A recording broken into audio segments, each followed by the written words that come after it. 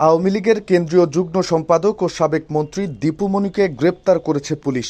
মোহাম্মদপুর থানার হত্যা মামলায় তাকে গ্রেপ্তার করা হয়। Dhaka metropolitan police commissioner Mohammad Mainul Hasan এই তথ্য নিশ্চিত করেন।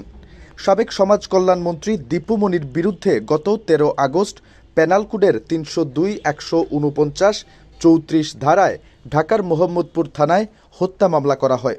মামলার নম্বর 05। ডিএমপির একজন ঊর্ধ্বতন কর্মকর্তা বলেন, দীপু মনিকে ডিএমপির গোয়েন্দা বিভাগের কার্যালয়ে নেওয়া হয়েছে। তাকে মোহাম্মদপুর থানার একটি হত্যা মামলায় গ্রেপ্তার দেখানো হয়েছে। দীপু মনি বাংলাদেশ আওয়ামী লীগের যুগ্ম সাধারণ সম্পাদক। তিনি এর আগে আওয়ামী লীগ সরকারের পররাষ্ট্র ও শিক্ষামন্ত্রী ছিলেন। এদিকে সোমবার দীপু মনি, তার স্বামী তৌফিক নওয়াজ এবং বড় ভাই ডাক্তার JR ওয়াদুদ টিপুর ব্যাংক অ্যাকাউন্ট জব্দ করা হয়েছে।